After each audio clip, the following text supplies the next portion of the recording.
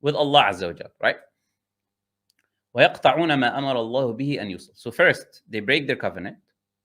And by the way, here I want to say that, look, when we say break the covenant or break the oath or break that which you make, that includes with the disbelievers. Because there's a lot of people watching this content and they live in the lands of the kuffar, right? And they have a covenant with the disbelievers. You have a covenant with the disbelievers. When you came to this country, you have a passport, and you made a covenant with the government that you're going to give them peace, that you're going to follow the law, with that which doesn't go against the Quran and Sunnah, obviously, in the law. You're going to follow the law, and you're going to uphold the law and follow the teachings of the law, right? So breaking the covenant, it is a characteristic of the fasiqeen that Allah Azza wa Jalla is talking about here, right? Allah commanded you, Ya ayyuha alladhina amanu awfu bil uqud. So you have those people living in the lands here, and they lie to the government, you know. They claim that, you know what, I'm not working, and they're working, and they get money, benefits from the government, right? They lie. Some people register that they're disabled. I'm disabled, and he's not disabled, and he's getting money from the government through lies. Even though he made a covenant, he's going to follow the rules of this country. He's breaking those rules. Don't go against the Quran and Sunnah and taking the money for other people. So breaking the covenant, these are the characteristics of the fasiqeen. You cannot be breaking the covenant, even if it was with the kuffar, even if it was with the disbeliever.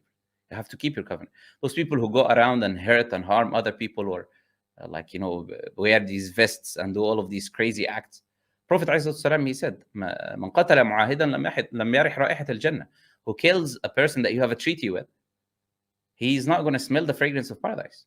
You know, he's not even, let alone enter it, he's not going to smell the fragrance of paradise.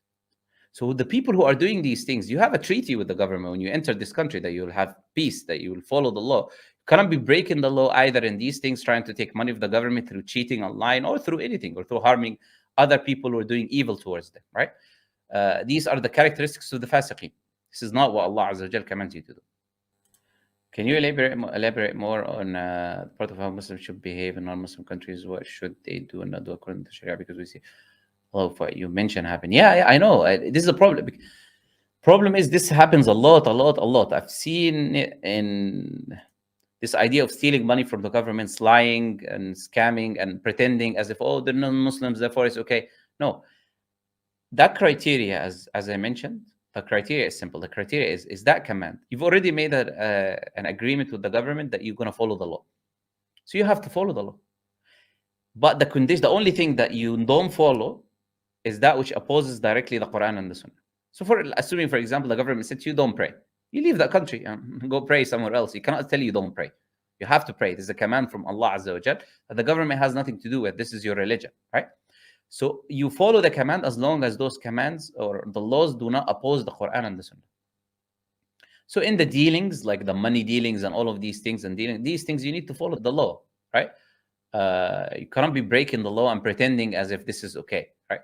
So this is the criteria, as we said. The criteria is following the law as long as it does not oppose directly and clearly the Quran and the Sunnah. Just behave as a Muslim, you know. Is it from the characteristics of Muslims to steal money and lie? Whether even like this is, where does Islam allow you to lie? So you can say to the government this and this and that. من الكذب يهدي إلى الفجور. The kadhib will lead you to become a fajr, and fujur and fisq will lead you to hellfire, you know.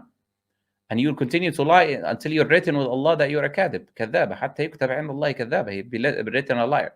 So lying is a major sin anyway. So you cannot pretend as if you're doing this is okay from an Islamic point of view and you're lying.